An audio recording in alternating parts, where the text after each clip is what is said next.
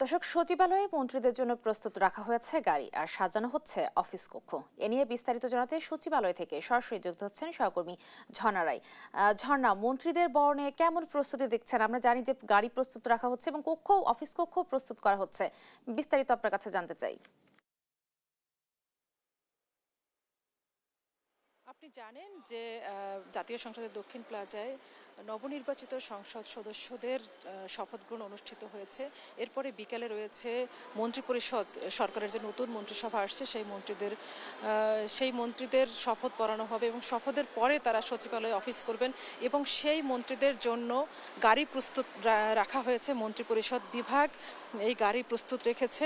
পরিবহন পুল, যেটাকে আমরা বলি, যানবাহন অধিদপ্তর থেকে মোট ৬৮টি গাড়ি বরাদ্দ রাখা হয়েছে এবং ৬৮টি গাড়ির মধ্যে ৪৫টি গাড়ি সচিবালয়ে ঢুকেছে এবং সকাল থেকে এইসব গাড়ি কিন্তু সচিবালয়ে প্রবেশ করেছে। সকাল ১০টা থেকে একটু দেখানোর চেষ্টা করছি যে গাড়িগুলো মন্ত্রিপরিষদ বিভাগ যে ভবন রয়েছে বাংলাদেশ সচিবালয়ের ১ নম্বর ভবন, সেই ভবনের সামনে গাড়ি সারিবদ্ধ করে রাখা হয়েছে। যদিও এখন পর্যন্ত দপ্তর বন্টন, কে কোন গাড়ি পাবে এভাবে বন্টন করা হয়নি।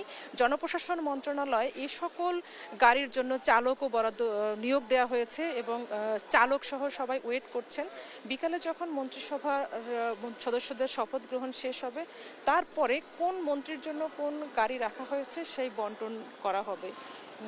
আরেকটা কথা বলে রাখি যে যেহেতু আজকে নতুন সরকারের শপথ সদস্যদের শপথ গ্রহণ অনুষ্ঠিত হচ্ছে, এরপরে তারা সচিবালয়ে আসবেন। এরই মধ্যে সচিবালয়ের ধোয়া মোছা পরিষ্কার পরিচ্ছন্ন করে তাদের জন্য রুম পরিষ্কার করা এবং রুম প্রস্তুত করে রাখা হয়েছে। এবং আমরা দেখতে পেয়েছি যে এটা পিছনের গেট। এই যে গেটটা আমি দেখাচ্ছি, সেই গেটটা হচ্ছে সচিবালয়ের পেছনের গেট। এর ওপাশে পরিবহন পুল, সেখান থেকে গাড়িগুলো আসে এবং সারিবদ্ধ করে এখানে ৪৫টি গাড়ি রাখা হয়েছে। এছাড়া আরও ২টা গাড়ি বাড়তি রাখা হয়েছে যদি কোনো যান্ত্রিক ত্রুটি বা সমস্যা না হয়। যেহেতু সচিবালয়ের ৫ বছরের জন্য নতুন মন্ত্রীরা আসবেন, তার অভিভাবক হবেন সচিবালয়ের, সেজন্য আয়োজনের এবং স্বাগত জানানোর কোনো ত্রুটি কোনোভাবে রাখছেন না। এখানে মন্ত্রিপরিষদ বিভাগ কাজ করছে, জনপ্রশাসন মন্ত্রণালয়ে কাজ করছে এবং আমরা এটাও দেখেছি যে অলরেডি নেম প্লেট নামানো হয়েছে।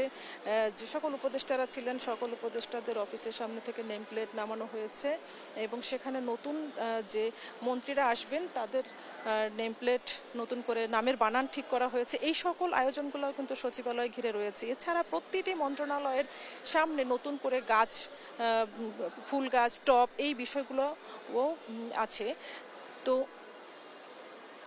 এই ছিল আমার কাছে, রিপা।